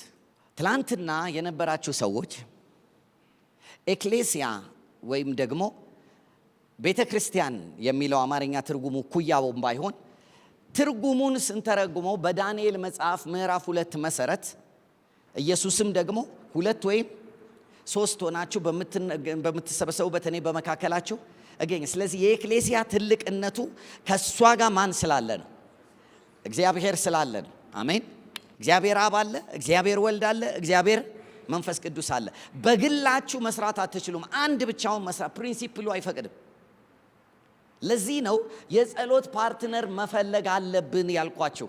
we need to find a partner, prayer partner ያስፈልገናል። አብሮ በአንድ ዓላማ ምን የሚል የኪንግደም ጉዳይ ላይ የሚጸልይ። ስለዚህ አሁን ዳንኤል ጋር ስንሄድ ትላንትና ያሳየዋችሁ ታስታውሱ እንደሆነ መጨረሻ ላይ አይደለሱና ምን ብያችሁ ነበረ? ዳንኤል የኤክሌሲያ ኮንሰፕት ስለገባው በናቡከደነጾር ቤተ መንግስት ሀ ብሎ ሲገባ መጽሐፍ ቅዱሱ እንዲህ ነው የሚያስቀምጠው። በይሁዳ ከነበሩት ምርኮኞች ከገቡት መካከል ዳንኤል፣ አሳሄል ነው ሚሳኤል አይደለ? እነዚህ አብደናጎ እነዚህ የሚባሉት አራቱ ከሌሎቹ ሁሉ በእግዚአብሔር ሞገስ በልጠው ተገኙ አይደል የሚል ልቀው ተገኙ ይላል። ስንቱ? ኤክሌሲያ የት? ባቢሎን ውስጥ። ያውም እነማጋ እንዴ? የሆነ አጥቢያ ቸርች መሰላችሁ እንዴ? አጥቢያ ቤተ ክርስቲያን ውስጥ እኮ አይደለም። ናቡከደነጾር ያለበት ፓላስ እና ደግሞ ከነሱ ጋር እነማን አሉ? ሄሎ መጽሐፍ ቅዱሳችን የምታጠኑ እነ ዳንኤል እኮ በጣም ከጥሩ አማኞች ጋር አይደለም እኮ ቁጭ ብለው እኮ ትምህርቱን የተማሩት። 3 ዓመት ሙሉ እኮ ሲማሩ እነ ዳንኤል ክላስ አቴንድ ሲያደርጉ እኮ እነማ ጋር ነው? ጠንቋዮች፣ አስማተኞች ጋር እኮ ነው የተማሩት። እኛ ብንሆን አቤት ይወላችሁ፣ እኛ ብንሆን ስፍራዬ ተሳስቷል ነው የምንለው። በስህተት ነው የመጣሁት ነው የምንለው። ቦታ እንዲቀየርልኝ ጸልዩ ነው የምንለው። እኛ ብንሆን በጣም የሚመጣልን መልእክት ሁሉ በዚህ ዘመን እንደምን ታውቃላችሁ? ክፍል ላይ ተቀምጠን መለከታለሁ እና ከዚህ ከክፍሉ በአንደኛው ኮርነር ላይ ያለው ሰውዬ የሚለቀው መንፈስ አታክ ሲያደርግህ አያለው። እነ ዳንኤል 300 400 ጠንቋይ መካከል 4 ሰው ተቀምጦ ልቀው ተገኙ ነው የሚለው። ልቀው ይሄንን ትምህርት ወደ ውስጣችሁ ክተቱ። ይሄ የወደቀ የደከረተ ክፉ ትምህርት ከቸርች መውጣት አለበት። 4ቱ ዘመን ያስቆጠሩ ጠንቋዮችና አስማተኞች መካከል ገብተው በእውቀት በጥበብ በመረዳት ሚስጥር በማወቅ ህልም በማለም ራእይ በማየት በመተርጎም በልጠው። ምክንያቱም የኤክሌሲያ ኮንሰፕት ከጥንት ነበረ።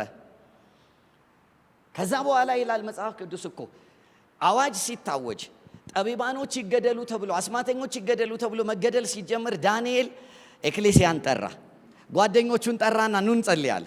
እኛ ጸልየን እንቀይረዋለን አለ። አይገርምም? ይኸውላችሁ ኤክሌሲያ ቦታው ላይ ስትገባ ነሰሰርሊ ሰው ሁሉ ጌታን ይቀበላል አይደለም፣ መዓት ግን ይከለከላል፣ ጥፋት ግን ይከለከላል። ሌሎቹ ሁሉ ሳይቀሩ የነ ዳንኤል አምላክ ይሰራል ማለት ይጀምራሉ። ነገስታቶቹ ጌታን አልተቀበሉም። በነገራችን ላይ እነ ናቡከደነጾር ያህዌ አምላክ ነው ብለው እኮ ተንበርክከው ንስሐ አልገቡም። እንደውም መስዋዕት ሰርተው የማይሰግድልኝ ሁሉ ይገደላል ምናምን ነገር እኮ መሰዊያ ሰርተው።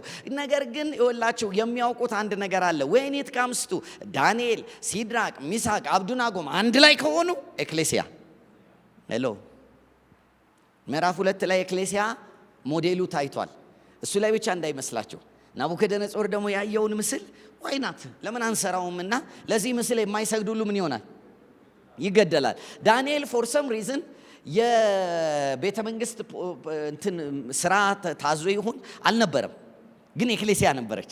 ስንት ነበሩ? 3። እሳት ውስጥም ስትገቡ ኤክሌሲያ ካለች ይሰራል። ሄሎ ኤክሌሲያ ኮንሰፕቱ ይግባን። ሶስቱን እሳት ውስጥ ሲጥሉ ናቡከደነጾር የኤክሌሲያ ትርጉም በደንብ ገባው። ከነሱ ጋር አንድ ሌላ አለማ የአማልክት መልክ ያለው የናዝሬቱ ኢየሱስ ክርስቶስ አብሯቸው ገብቶ እሳት ውስጥ ሆና ኤክሌሲያ ትሰራለች። ይኸውላችሁ ሁኔታ ሲስተካከል አይደለም ኤክሌሲያ የምትሰራው። ጦርነት መካከል ኤክሌሲያ ካለች ትሰራለች። ኢኮኖሚ ሲወድቅ ትሰራለች። ቸነፈር መካከል ሆና ትሰራለች። ብቻ ኤክሌሲያ ትሰየም እንጂ ነገር ይቀየራል። አሁን ግን እያወራን ያለናት ኤክሌሲያ ፕሮግራም የምታደርግ አዳራሽ የምትሰበሰበውን ሳይሆን 2-3 ሆና ምን የምትለውን የምትጸልየዋን እግዚአብሔርን የምትጠራው መንግስትህ ትምጣ ፈቃድህ በሰማይ እንደሆነ በምድር ትሁን the moment ወደዚህ አይነት ይወላችሁ ፕሬየር ላይፍ እና ወደዚህ አይነት ነገር ውስጥ ሞዴላችንን ስንቀይረው እግዚአብሔር እነዚህን ጌትስ እነዚህን የገሃነም ደጆች ማፍረስ ይጀምራል። አሜን። ለዚህ ነው ትላንትና ካሁን በኋላ ኤክሌሲያን እኛ ክፍለ ከተማ ውስጥ አይደለም የምንሰራት። ፕላንት የምናደርገው የት ነው ተባብለን? እየሰማችኝ ነው? እነዚህ ተራሮች ላይ ነው። ሄሎ ለብዙ ዘመን ሞዴላችን ምን እንደነበረ ላሳያችሁ። ከኔ ጋር ሁኑ። ኤክሌሲያ የቱ ጋር ናት? ከሆነችም የምትሆነ የቱ ጋር ናት? እዚህ ጋር ናት። የሃይማኖት ምን ላይ? ተራራ ላይ አይደል? ከዛ የምናደርግ የነበረው ምንድን ነው መሰላችሁ? ወንጌል ነው የምንሰብከው። ምን በሉ? ከየተራራው ምን በሉ? ወደዚህ ኑ ነው። አግኝታችሁኛል? መጽሐፉ ግን ሂዱ ነው ያለው። ከየት? ከዚህኛው ከኤክሌሲያ ተራራ ወዴት? ወደ እነዚህኛዎቹ ሂዱና አለና መጽሐፍ ቅዱስ ስበኩም አላለንም። መጽሐፍ ስበኩ አላለንም። ሂዱ ላይ ለፍጥረት ሁሉ አይደለ? ሄዳችሁ ምን አድርጉ ነው ያለው? አህዛብን አስተምሩ ነው ያለን። አስተምሩና ስበኩ ይለያያል። ከኔ ጋር ናችሁ? እኛ መስበኩን አላነሰንም፣ እንሰብካለን እኮ። ማስተማር ግን አመለካከት መቀየር፣ ባህል መቀየር፣ ውሎን ማስቀየር። ስለዚህ ቲቺንግ ኢዝ ፐርማነንት የሆነ ኢንቨስትመንት ነው። ስለዚህ ሂዱና አለና ከዛ በኋላ ስቴይ ዴር ሚዲያ ውስጥ ግቡና በሚዲያው ምን በሉ? የእግዚአብሔርን መንግስት ለኔሽኑ ምን በሉ? አስተምሩ። ፖለቲካው ጋር ሄዳችሁ ፖለቲካው ላይ ያሉትን ሁሉ የእግዚአብሔር መንግስት ምን በሏቸው? አስተምሯቸው። አንቲል ዴይ ኬም በጣም ይወላችሁ ሙሉ ለሙሉ ከልቲቬት እስኪደረጉ ድረስ ከሪኩለም እስኪፈጠር። አሁን ጥያቄው ምንድን ነው መሰላችሁ? ዩሲ ከሪኩለም የሚለው ሐሳብ ራሱ ኮንሰፕቱ ቱ ከልቲቬት ቱ ከልቸር ማለት ነው። ካሪኩለም የሆነ ስርዓተ ትምህርት ነው አይደል የምንለው። ግን ምን ለማድረግ ሲባል ከልቸርን ምን ለማድረግ ለመፍጠር ካልቲቬት አድርጎ የሆነን ነገር ወደ አንድ ቦታ ለማድረስ ነው። ስለዚህ ከልቸር ነው ሁሉም ጋር ያለው። ስለዚህ ከልቸር መቀየር የሚችለው በስብከት አይደለም። ከልቸር መቀየር የሚለው በምንድን ነው? በትምህርት ነው። ትምህርት ደግሞ የራሱ የሆነ ስርዓተ ትምህርት አለው። የሰውን አእምሮ ቀይሮ አክሽኑን እስኪለውጥ ድረስ የሚሰራ መሆን አለበት። ስለዚህ ኤክሌሲያ እዚህ ተራራ ላይ ሆና ምኑንም ያህል ብትዘምር ከነዚህ ተራሮች የመጡ ሁሉ ከኔ ጋር ናቸው። ኤክሌሲያ ጋር ይገቡና ፈዛዞች ይሆናሉ። ሄሎ ለዚህ ነው ከይወላችሁ አሉ የተባሉ ፕሮፌሰሮች፣ አሉ የተባሉ ፒኤችዲዎች፣ አሉ የተባሉ የሀገርን ነገር መፍታት የሚችሉ ድንቅ ፈጠራ አቅም ያላቸው ሰዎች ቤተ ክርስቲያን መጥተው ቤንች እዚህ ወንበር ላይ ተቀምጠው 12ኛ ክፍል ያልጨረሰ ሰውዬ ነው የሚሰብካቸው። ፍዝዝ ብለዋል። ምን ሆነው እንደሆነ አይታወቅም። ማፍዘዣውን አለች ቸርች። ፕሮዳክቲቪቲን መግደያ ቦታ የት ነው ብትሉኝ፣ ይቅርታ አድርጉልኝ ከትልቅ ይቅርታ ጋር ቸርች። ምክንያቱም ሰውየው ስሙኝ፣ ሰውየው ውስጡ የተቀመጠው ግሬስ፣ ውስጡ የተቀመጠው ቅባት ቫይረስን በትኖ አግኝቶ ለቫይረሱ መድኃኒት መፍጠር ነው። እዚህ ጋር እናመጣውና መታመምም የእግዚአብሔር ፈቃድ ነው እንለዋለን። ሰውየው ቫይረስን እኮ ሊያባርር ነው የተቀባው። ሄሎ ማላሪያን ሊገል የተቀባ ሰውዬ ቸርች ተቀምጦ ሰባኪው ምን ይለዋል? የእግዚአብሔር ፈቃድ ከሆነ በማላሪያም ልትሞት ትችላለህ ሲለው፣ ይሄ ሰውዬ እንዴት ኮንትራዲክተሪ ነገር እንደሆነበት ይሁት። ያለ ቦታው ነው ያለው። ይሄ ሰውዬ ግን በክርስቶስ ኢየሱስ መንፈስ ተሞልቶ በእግዚአብሔር ልጅነት ዕውቀት ተሞልቶ እዛው ተራራው ላይ ቢቀመጥ በሺዎች የሚቆጠሩ ሰዎች ያድናል። ሄሎ ዩሲ ሞዴላችን ፌል አድርጎናል። ሞዴላችን መቀየር አለበት። ይሄ ሞዴል አዋጪ አይደለም። አዳራሽ እየሰበሰቡ ሰው ማሟሟቅ አዋጪ ሞዴል አይደለም። አዳራሽ እየሰበሰቡ ሰዎችን ትሬን በማድረግ ወደ ተራራቸው እንዲሄዱ ማድረግ ነው የሚሻለው። ሆስፒታል የምትሰሩ እስቲ ሆስፒታል አካባቢ 1 2 3 ሆስፒታል አካባቢ የሚሰራ ሰው ኦኬ ጋይስ፣ አንዳንድ ቦታ አለ ቦታው ራሱ አባባል ገብቶቻል መዋጀት ያለበት እና አስታውሳለሁ ጥቁር አንበሳ ማታ ስትሄዱ ይቀፋል። ይኸውላችሁ በጣም የሞት መንፈስ አንደኛ ያለው የት ነው ብትሉኝ ሆስፒታሎች ጋር ነው። ለምን መሰላችሁ? እዛ ቦታ ላይ ሁል ጊዜ የታመመ ሰው ሲሞት የሐዘን ለቅሶ ሲለቀስ አትሞስፌሩ ራሱ እንደዛ አይነት ነገር ነው። እኔ አሁን ሆስፒታልን ንቄ አይደለም የምናገረው፣ በደም ስሙኝ። ግን ሪያሊቲውን እወቁት። እዛ የምትሰሩ ሰዎች ከማን ጋር እንደምትጋፈጡ እወቁት። ስለዚህ ሰው ፈልጉና 1 4 5 ሰው ፈልጋቸው ኤክሌሲያውኑና መንግስትህ ሰው አይሙት በሉ፣ የሞት መንፈስ ይከልከል በሉ፣ የገባ በሽተኛ ሁሉ ድኖ ይውጣ በሉ፣ የጥበብ መንፈስ እዚህ ቤት ይውረድ በሉ፣ የሕክምናው ስኬት እዚህ ቤት ይምጣ በሉ። ዲስ ኢዝ ኤክሌሲያ ሰው ሁሉ አዳራሻችን ካልመጣ ማለት አይደለም።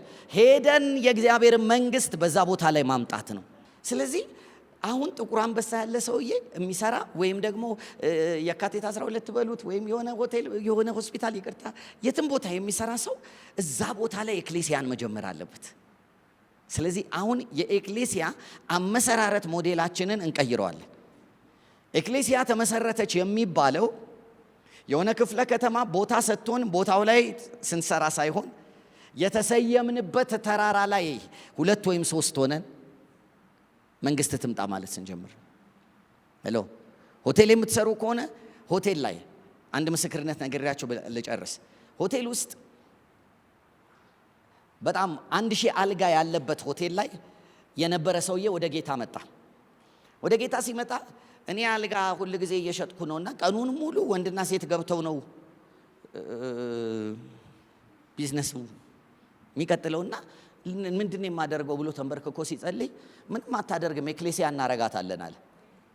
እዛ እንዴት ነው ሞዴሉን ስጠኝ ሲል እንዲህ አድርጋለ የሆቴልህን አንዱን ቤዝመንት ላይ ያለውን አዳራሽ አለ ኢንተርሴሰርስ 24/7 እንዲጸልዩበት ቦታውን አዘጋጅና የከተማ ቸርቾች ሁሉ ላይ ያሉ ኢንተርሴሰርስ እንዲመጡ አድርጋል። ከዛ ለየፓስተሩ ወረቀት ላከ ደብዳቤ፣ ጌታን እንደተቀበልኩ ሰምታችኋል። አሁን የምፈልገው ከያንዳንዳችሁ 2 ማላጆች እፈልጋለሁ ላኩልኝ አለ። ላኩለት። ከዛ በኋላ ደሞዛችሁን እከፍላለሁ አለ። የሚያስፈልጋችሁ ምግብ እዚሁ የሆቴሉ ይሰጣችኋል። በሰዓት በሽፍት እዚህ እንድትጸልዩ እፈልጋለሁ አለ። ከዛ በኋላ መጸለይ ጀመሩ። መንግስት ትምጣ፣ መንግስት ትምጣ፣ መንግስት ትምጣ፣ መንግስት ትምጣ። ስንት ሺህ አልጋ አለ? 1000 መንግስት ትምጣ ይላሉ። ከዛ በኋላ ይመጣል ሰው ገብቶ ይተኛል ይወጣል፣ ገብቶ ይተኛል ይወጣል፣ አንሶላ ይቀየራል፣ ገብቶ ይተኛል ይወጣል። እነሱ ደግሞ ታች ምን ይላሉ? መንግስት ትምጣ፣ ፈቃደ በሰማይ እንደሆነች እንዲሁ በምድር ትሁን። የገሃነም ደጆችን እኮ እየመቱ ነው። ከዛ መጨረሻ ላይ የሆነ ሰዓት ላይ መንፈስ ቅዱስ ይናገራቸው ጀመር፣ ስትራቴጂ ይሰጣቸው ጀመር። ከዛ በኋላ እንደዚህ ያደረጉ ማለዳ ሌሊት ይነሱና ክፍሎች የሚጸዱበት ሰዓት ላይ ማለት ነው ይነሱና ባዶ ክፍል የሆኑት ቦታዎች ላይ ሁሉ ይገቡና በየክፍሉ አንዳንድ ኢንተርሴሰር 2 ኢንተርሴሰር ይሆንና እጅ አልጋ ላይ ጭኖ መንግስት እዚህ ክፍል ይምጣ፣ መንግስት እዚህ ክፍል ይምጣ እያሉ መጸለይ ጀመሩ። ከዛ በኋላ አንድ ነገር አደረጉ። ይሄንን እየጸለዩ ይሄ ኮሞ አለ አይደለ እዛ ጋር እና የውጭ ሀገር ሆቴል ምናምን ስትሄዱ ብዙ ቦታ ላይ አለ። ኮሞ ጋር ስትሄዱ ሳውዝ አፍሪካ ምናምን ስትሄዱ ባይብል ምናምንም ሊያስቀምጡ ይችላሉ። አንዳንድ ቦታዎች ላይ ቁርአን ይቀመጣል ሌላ ቦታ ላይ እንደዚህ። ከዛ አንድ ነገር ማድረግ ጀመሩ። ምን አደረጉ? እዛ ሰው ኮሞ ጋር ሌላ if you need a miracle ተአምር የምትፈልግ ከሆነ በዚህ ስልክ ቁጥር ደውል የሚል ማስቀመጥ ጀመሩ። ከዛ መጨረሻ ላይ እንዲህ ሆነ። ሲማልዱ ከተወሰነ ወራት በኋላ ምልጃው እየጠነከረ ሲሄድ መንፈስ ቅዱስ ቦታውን ኢንቬድ ማድረግ ጀመረ። ከዛ ልክ ክፍል ገብተው እርኩሰት ሊያደርጉ የገቡ ሰዎች አልጋውን ሲነኩት ፕሬዘንስ ይመታቸው ጀመር፣ መውደቅ ጀመሩ። ከዛ በኋላ ሮጠው ሲሄዱ ለሚራክል መደወላለ። ሲደውሉ ከታች ነው ፈጥኖ ደራሽ። ከዛ ይገባሉ፣ እጅ ጭናሉ፣ አጋንንት ያወጣሉ፣ ጌታን ያስቀብሏቸዋል ምናምን ነገር። እንዲህ ሲያደርጉ 10,000 ሰው ወደ ጌታ መጡ። ሄሎ ዩሲ ሞዴላችን ሾቋል። ኢየሱስ ክርስቶስ ሰው ለማዳን ነው የመጣው። እኛ ደግሞ እኛ አዳራሽ ካልመጣችሁ አድኗትም ብለናል። እውነት ውሸት? ብዙዎቻችን ያለን አመለካከት እንደዚህ ነው። ሰውን እዚህ አዳራሽ ሲመጣ እንደሚድን የምናስበው፣ ግን እነግራችኋለሁ ያለበት ተራራ ላይ የሚጸልይ ሰው ከተገኘ እዛው ሰው ይድናል። እዛው ሰው መቀየር ይጀምራል። ክብር ለእግዚአብሔር ይሁን። እዛው መቀየር ይጀምራል። እንዲህ አይነት ሂስትሪ በጣም የሚገርሙ ምስክርነቶች ልነግራችሁ እችላለሁ። አንዳንድ ሀገሮች ላይ ኤክሌሲያ የገባችበት ቴክኖሎጂ ትደነቃላችሁ። እኔና እናንተ ሆሞሴክሹዋሎችን ብናይ እርግጠኛ ነኝ ኢትዮጵያ ውስጥ በስነ ስርዓት በዚህ መልክ እየተገለጡ አይደለም እንጂ ሆሞሴክሹዋሎችን የሆነ ነገር አድርገው ለብሰው ምናምን ነገር የሆነ ነገር እንዲህ በኢየሱስ ስም አንበሳ የሆነ መንፈስ ይመጣብናል የሚያደርገውና ማይ ፍሬንድ፣ እግዚአብሔር ግን ከሰማይ ሲያያቸው ይወዳቸዋል። በዚህ መንገድ አናሸንፋቸውም። እና እንደዚህ ያለ ይሄ ሰው ሲናገር ከኤርፖርት ታክሲ ሊስል ታክሲ ውስጥ ስገባ አላወኩኝም። ታክሲው ለካ የሆሞሴክሹዋል ሆቴሎች ያሉበት ሰፈር የሚያደርስ ሆሞሴክሹዋል ሹፌር ያለበት ታክሲ ነው። እና ለዚህ ፐርፐዝ መጥተው ይቀመጣሉ። ስለዚህ ቱሪዝሙ ሲመጣ ታይላንድ ውስጥ ነው እንደዚህ ይሆናል አለ። ስለዚህ ገባው። መጨረሻ ላይ ማረፊያ ምናምን ስለው ሰውየው ትራክት ያድለኝ ጀመረ። የሆነ የለም የነሱን ማለት ነው። ከዛ እድል አገኘው አለና ከዛ ነገርኩት ስለ ክርስቶስ። ከዛ መጨረሻ ላይ እንሂድ አልኩት። እናንተ ሰፈር እንሂድ፣ ችግር የለም እዛው ሄጄ ሻይ ምናምን ጠጥተን እናውራ ምናምን አልኩት። ሄድኩኝ አለ። ሆሞሴክሹዋል ባር ገባን። ከዛ መጨረሻ ላይ ከሰውየው ጋር ተቀምጬ ማውራት ጀመርኩ። ወንጌል ነገርኩት አለ። ከዛ መጨረሻ ላይ ኮንቪክትድ ሆነ አለ። መንፈስ ቅዱስ ወቀሰው። ከዛ መጨረሻ ላይ ምን ላድርግ አለኝ አለ። ጌታን ተቀበል አልኩት አለ። እዚህ ቦታ ላይ አሁን ሲያዩስ ኑና እንውጣና አልኩት። ታክሲ ውስጥ የወሰድኩትና ታክሲ ውስጥ አጋንንቱን አወጣሁት አለ። ከዛ አሁን እሺ ምን ላድርግ ሲለኝ ስራህን ቀጥል አልኩት አለ። እንደገና ያመጣው ላምጣ አለ። እቺ ናት ያንተ ኤክሌሲያ እዚህ ነው የምትገለጠው አለ። ከዛ መጨረሻ ላይ ስራውን አመለካከቱን ቀየረ፣ ኑሮውን ቀየረ፣ ሆሞሴክሹዋል መሆኑን ተወሰውየውና መጨረሻ ላይ እዛው ከኤርፖርት ያመጣል ሰው እዛ ጋር ተቀምጦ ሶፍት ድሪንክ ይይዝና መጸለይ ጀመረ። መንግስት እዚህ ቤት ይምጣ፣ መንግስት እዚህ ቤት ይምጣ፣ መንግስት እዚህ ቤት ይምጣ፣ መንግስት እዚህ ቤት ይምጣ። ከዛ የህይወቱን ለውጥ ማየት ሲጀምሩ ድሮ የሚያውቁት ሰዎች ምን ሆነሃል ማለት ሲጀምሩ ኢየሱስን ይነግራቸው ጀመር። ከዛ አንድ ሰው አጋንንት ሲወጣ ሲድኑ፣ 2 ሲሆኑ፣ 3 ሲሆኑ፣ 4 ሲሆኑ፣ ከዛ በኋላ የባሩ ባለቤት እዛ ያሉ ሰራተኞች ሁሉ ተቀየሩበት እና ጠረጴዛው ላይ እጅ ጭነው ይጸልዩና ምናምን የመጣ ሰው ሁሉ ኮንቪክትድ ይሆናል። ከዛ ዋናው ባለቤት መጣና ምንድነው እዚህ ቤት እየሆነ ያለው አላውቅም። የመጣ ሰው ሁሉ ባህሪው ይቀየርና ከዛ በኋላ ተመልሶ ሲመጣ አይጠጣም፣ እንደ ድሮ አያደርግም። ግን ምንድነው ሲል እንዲህ ነው ሲሉ እስካሁን እንዴት አልነገራችሁኝ ብሎ ተንበርክኮ እሱም ጌታ። ከዛ ቤቱን የጸሎት ቤት አደረጉና ምን አሉ መሰላችሁ? እዚህ አካባቢ መደዳውን በሙሉ እንወርሳለን አሉ። the whole block ወደ ክርስቶስ መጣ። ማስላለ ኤክሌሲያ ተራራው ላይ ናት። ኤክሌሲያ ሚዲያ ውስጥ ካልገባች፣ ኤክሌሲያ የትምህርቱ ተራራ ላይ፣ ኤክሌሲያ እዛ ክልል ውስጥ ካልገባች አይመጣም ለውጥ። ይሄ ቦታ ታዲያ ምንድነው ካላችሁኝ፣ ይሄ ቦታ የማሰማሪያ ቦታ ነው። የትሬኒንግ ቦታ ነው። ይሄ ቦታ ተራራችሁን ለይታችሁ የምታገኙበት ቦታ ነው። ትምህርቱ የኔ ተራራ የቢዝነስ ተራራ ነው። የኔ ተራራ የፖለቲካ ተራራ ነው። የኔ ተራራ የኢንተርቴይንመንት የመዝናኛ ተራራ ነው። የኔ ተራራ የኤጁኬሽን ተራራ ነው። የኔ ተራራ የሚዲያ ተራራ ነው። የኔ ተራራ የፋሚሊ ተራራ ነው። በርደን ያለኝ እዚህ ላይ ነው የምትሉ ከሆነ በክርስቶስ ዕውቀት በጌታ በክርስቶስ ኢየሱስ ጌትነትና ራስነት መረዳት ተምራችሁ ሰልጥናችሁ ወዴት? ወደ ተራራችሁ። አንዳንድ ሰነፍ ንግግሮች ሳናስበው ገብተውብናል።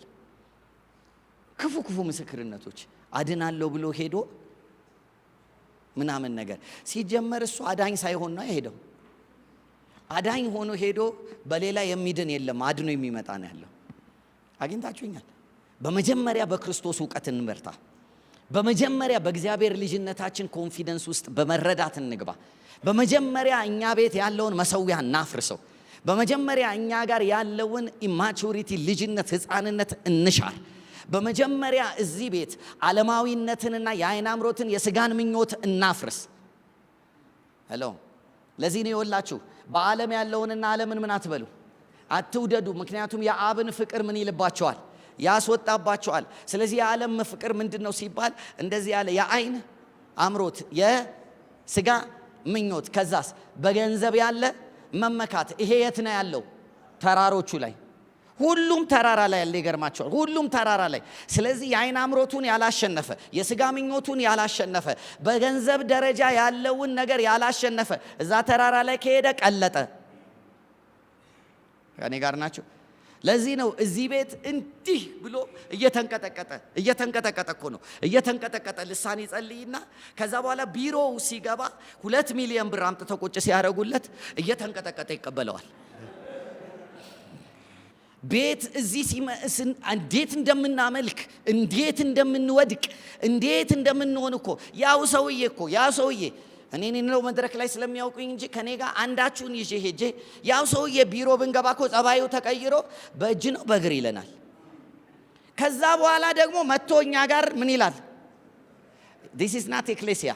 የዓይን አምሮት፣ የዓለም የስጋ ምኞት፣ በገንዘብ ዙሪያ ያለ ነገር ሳይሰበር ተራራ ማሸነፍ አይቻልም። ወደ እግዚአብሔር ተራራ ይወጣል? ማን የገሃነም ደጆችን ያሸንፋል? እጆቹ ንጹህ የሆኑ አሜን፣ ሽንገላን የማያውቅ የውሸትን ረብ የማይፈልግ ከንቱነት ውስጥ የማይገባ እሱ ወደ እግዚአብሔር ተራራ ከፍ ብሎ ይሄዳል። ከእግዚአብሔር ዘንድ በረከትንና መዳንን ይቀበላል። የገሃነም ደጆችን ያሸንፋል። ስለዚህ ይሄ ምንድነው ካላችሁኝ፣ ካሁኑ እዚህ ጋር ፊልተር የምንደረግበት ነው። እዚህ ጋር ፊልተር መደረግ አለብን። ነገ ላይ የምንሰየምበት ተራራ ላይ ወደ ግብዣቸው ሲጠሩን ከነሱ ጋር መስዋዕታቸውን ልንወስድ ነው። ሄሎ እነሱ ይጋብዙናል፣ መጋበዛችን አይቀርም። the more you go higher the more invitation will come to you።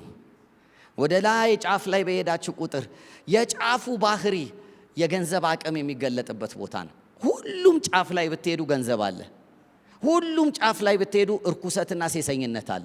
ሁሉም ጫፍ ላይ ስትሄዱ የመጨረሻ በገንዘብ መመካት፣ የስጋ ምኞት የሚባሉ ነገሮች ፈጠው የሚጠብቁበት ነው። እሱን ማሸነፍ የሚችል ግን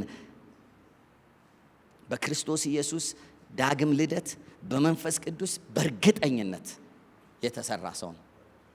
ሄሎ አያችሁ፣ በኮረብታው ላይ መስዋዕት ይሰጥ የለ ሳክሪፋይስ ኢትስ ሳክሪፋይስ።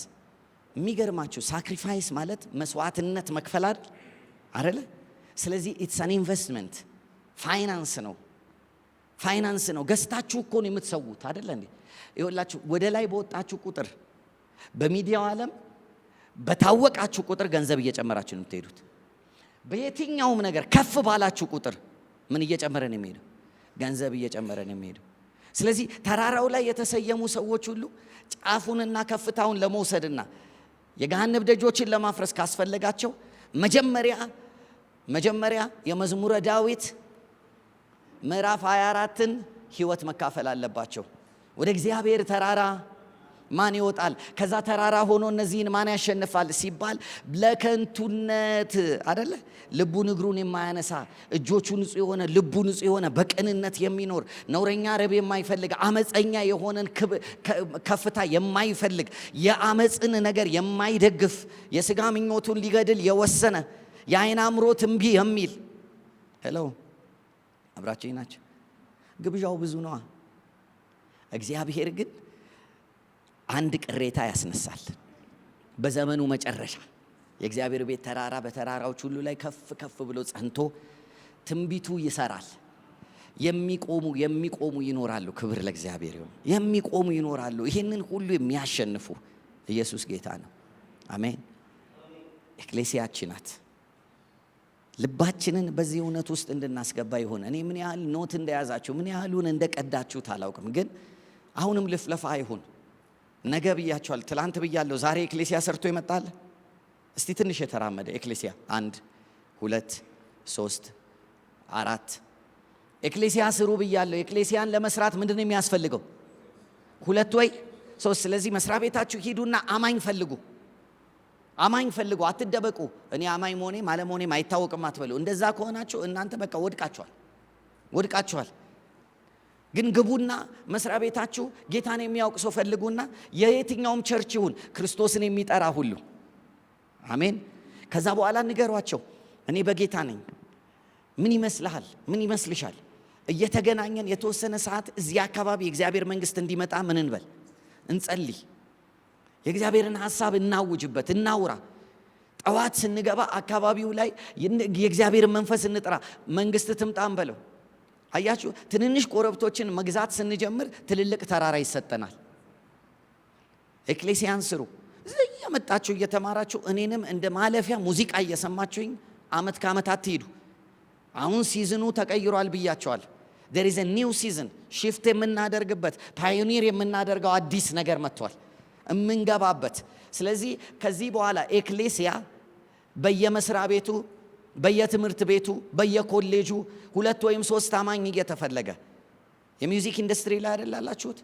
2 ወይም 3 አማኞች ፈልጋችሁ ሚውዚክ ኢንዱስትሪው ላይ እግዚአብሔር መንግስት ይምጣ ብላችሁ አትደበቁ። እዚህ አዳራሽ ሆናችሁ ምንም ጥቅም የለውም። ሁሉም ባለበት ቦታ ሁሉ መጸለይ ጀምር። የሚሰራው እግዚአብሔር ነው። ከጸለይን ይሰራል። ዳንኤል ጸልዮ ነው የሰራለት። ከጸለይን ይሰራል። ፈልጉ። ይሄ የመስሪያ ቤት ህብረት እንደሚባለው አይደለም። ኤክሌሲያ ፎር the sake of fellowship አይደለም የምትገናኘው። የገሃነም ደጆችን ለማፍረስ ነው የምትገናኘው። ለማፍረስ ነው የምንገናኘው። ክብር ለእግዚአብሔር ይሁን። እዛው እንዳለን እንዲህ እንጸልያለን። ጴጥሮስ ውስጥ እየገባ ኢቭን የሱ ባይሆንም በሱ በኩል የመጣው የእግዚአብሔር አብ መገለጥ ክርስቶስን እንዲገልጥልን የገሃነም ደጆች ላይ እንድንሰየም የሚያደርገን የክርስቶስ መገለጥ በነፍስ ወከፍ ለእያንዳንዳችን እንዲገባ በጌታ በክርስቶስ ስም መንፈስ ቅዱስ ወይ እንጠራሃለን። እያንዳንዳችን በክርስቶስ መረዳት the person of Christን እንድናውቀው ኢንካውንተር እንድትሰጠን መንፈስ ቅዱስ ሆይ ጌዲዮን እንዳየ ጌዲዮን ኢንካውንተር እንዳደረገ ሙሴ ኢንካውንተር እንዳደረገ ሐዋርያቶች ኢንካውንተር እንዳደረጉ ጳውሎስ ኢንካውንተር እንዳደረገ የጌታን የክርስቶስ ኢየሱስን ትልቅነት መቀባት ከሁሉ በላይ መሆን እግዚአብሔር በሰማይ በምድር ከምድር በታች ባለው ሁሉ ላይ ከፍ ማለት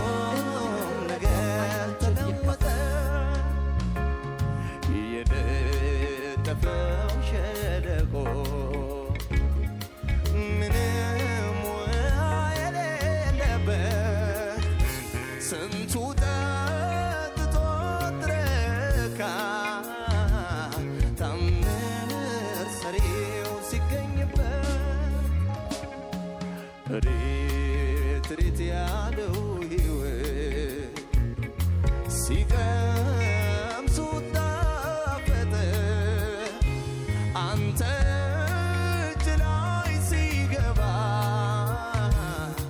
ሁሉም ነገር ተለወጠ ስደክም ያበረታኝ ሳዝንም ያጽናናኝ ስደ